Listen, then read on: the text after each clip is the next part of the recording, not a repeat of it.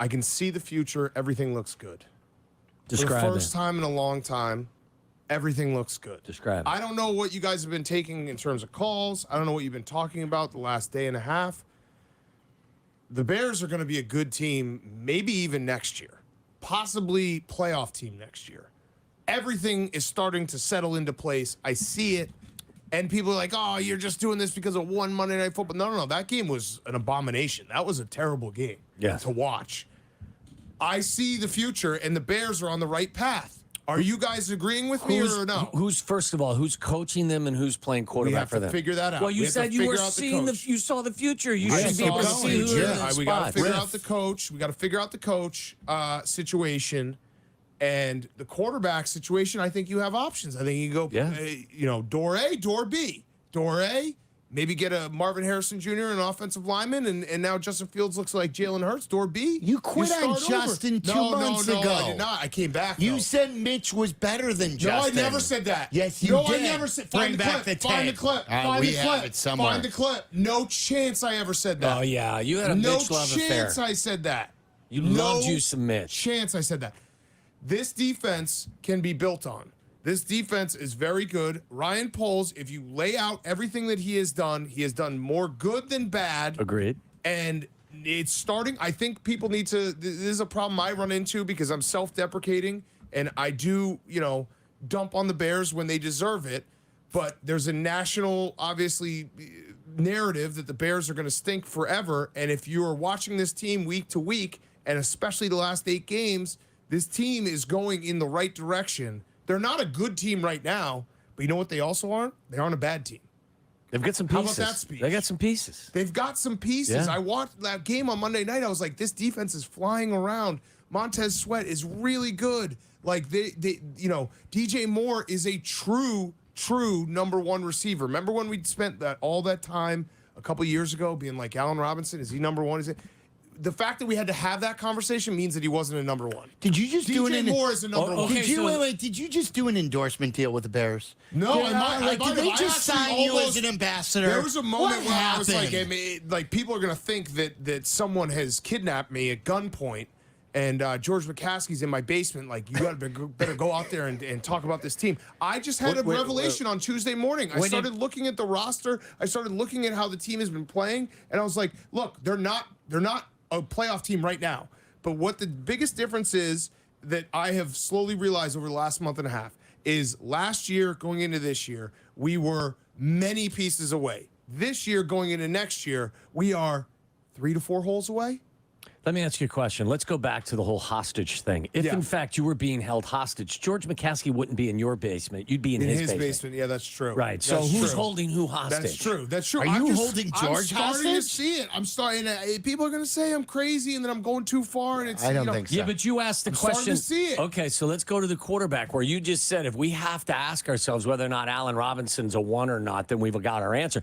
If we have to ask ourselves whether or not Justin is the quarterback, do we get our answer? That's a little bit trickier just because of everything that's in play with, the offensive play calling. It doesn't fit your narrative. It doesn't fit my narrative. I'm flexible. I stay fluid at all times. I can shape shift my argument.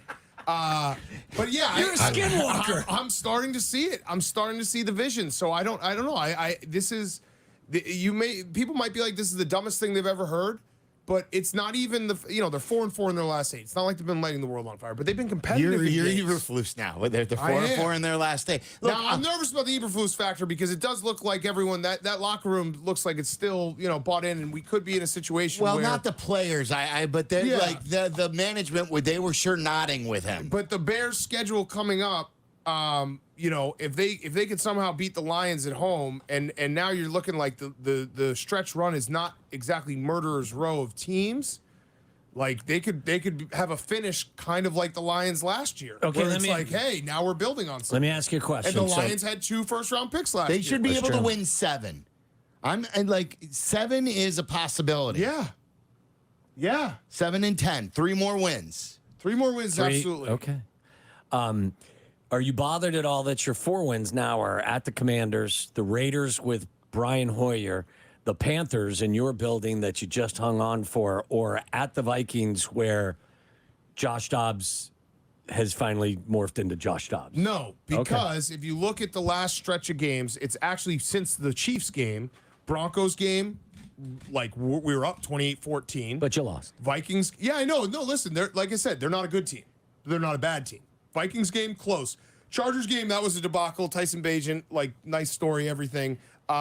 Saints game almost won, outplayed the Saints, just turned the ball over 5 times. Now you do sound like Eberflus. That juggernaut. And the Lions game, we were up at the end. Maybe I'm crazy. Maybe I'm stupid. I don't know. I'm starting to see it. It's the first time I've had optimism in a long time, and it feels good because, yes, there can still be mistakes along this path that derail this entire, optimistic approach, but it's all kind of setting up that the defense is now in a place where I feel comfortable, and now you can focus on the offense, and if that can come along for next year, that's a real football team. Should I do the player A, player B with him?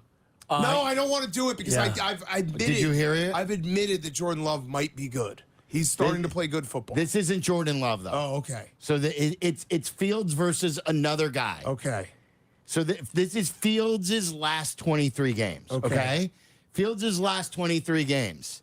He is 53-72 in yards, 5,372 total yards, passing and rushing. Yep. 38 total touchdowns. Okay. He has 17 interceptions. Okay. Number of And he's been sacked 84 Few times. fumbles, yeah, few fumbles. And I didn't even include the fumbles. Couple fumbles. I've discounted the fumbles. I've discounted the fumbles. 2 tree fumbles. Okay, so he is 53-72 total yards. I gave you that. By the way, just so you know, I am not like you saying these numbers. They're already out of my head. Yeah, all right, so I'm going to give I saw your eyes roll back in there. 50 what? 57. Okay, I got it. Yeah. 53-72. This guy, in his last 25 games he's played in the NFL. Okay. So 2 more games. Total yards, 56-18 of total yards. Okay. Oh, I think I know who this is. 56-18 total yards. Okay. Instead of 38 touchdowns. I think I know who this is. This guy has 40 touchdowns. Oh, no, I don't know who it is. You thought it was Mitch. I thought it was Trevor Lawrence. It's not Trevor Lawrence. Yeah. He has 40 'Cause he hasn't been that touchdowns. great. No, he hasn't. 40 Right. touchdowns compared to 38 touchdowns. And instead of 17 interceptions, he has 16 interceptions. I think your head did a full circle. Oh. I think Instead of 84 sacks, he has 58 sacks. Ooh, who is this? that's your question to answer. I know. I don't know. I don't know the answer to it. 2 more games. Did he play in the AFC or the NFC? He played in both the AFC and NFC in his last 25 games.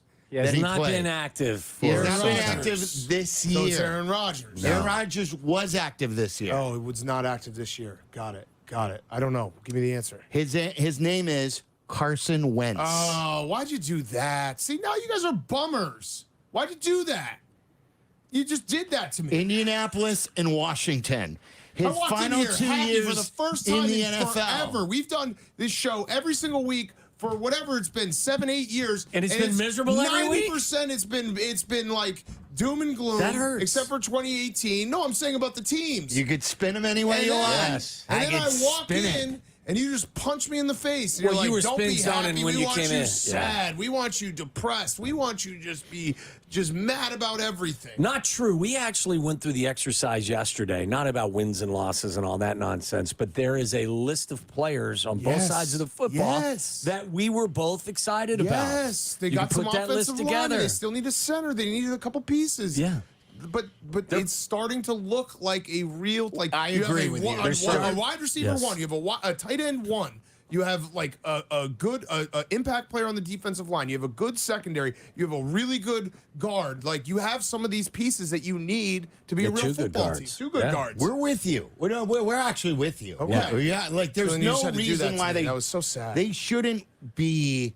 But it They shouldn't should be a also, 9-8 team at minimum. But it also shouldn't lull them to sleep up No. there and think that No. just because Right. you've got some of this working that we've discussed. Yeah, we need to put the rat poison in House Hall. Yeah. Have them eat the rat poison. The Nick easiest, Saban. the easiest jump to go is to go from 4 or 5 wins to 9 wins. Yes. Everybody can go to 9 wins. Yeah. Especially the in this hardest league. part is 9 to In this 13. league? no problem. Yeah. 9 wins, Yeah. no problem. Do you guys think I'm crazy? Like the idea that Marvin Harrison and maybe an offensive lineman, you could see. I mean, that would be one of the best wide receiver rooms in the NFL. Yeah, Instantly. yeah. And what has happened with Tua, with Jalen Hurts, these guys who it's like, hey, you know what's good when you have a young quarterback? Surround him with all the weapons. All the weapons. He's not like Patrick Mahomes even. Patrick Mahomes had all the weapons to start his career. Now he can figure it out with not the best weapons, which will be determined. But like these young guys, they need all the help they can get. Just stack it for them. I think it's a very good point. And I would say, playing devil's advocate, what if you had a quarterback who had a higher ceiling and you surrounded him with a lot of that talent? I mean, that's, again, I think that this comes down to whoever the next coach is should make the decision. Because I want that to be lockstep. I want the coach to be like, hey, Right. listen, if I love Justin Fields, I can make it work with him, then great.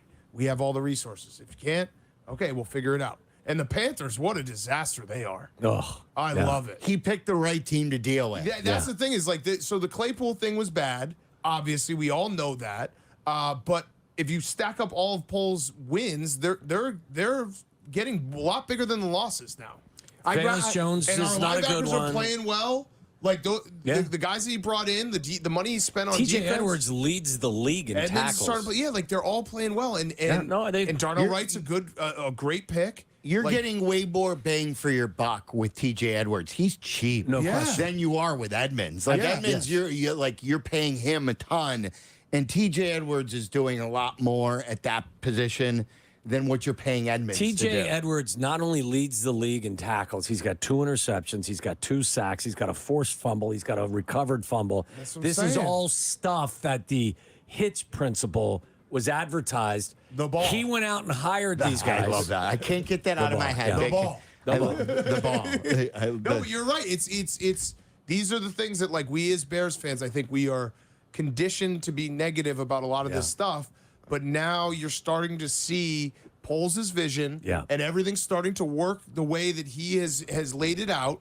And Bears it's- ambassador. No, but we deserve I some think blame. George may be in his We basement. deserve some blame. We got a little ahead of our skis this summer. Myself, I'm probably front of the line ahead of their skis. That's only the only way you do ski is you get that's out right. over No, your listen, skis. I'm an emotional guy. I tweet with my emotions. I talk with my emotions. Like if I feel this, I'm gonna tell you how I feel. So right now we're feeling good, and I'm gonna tell you that I feel good.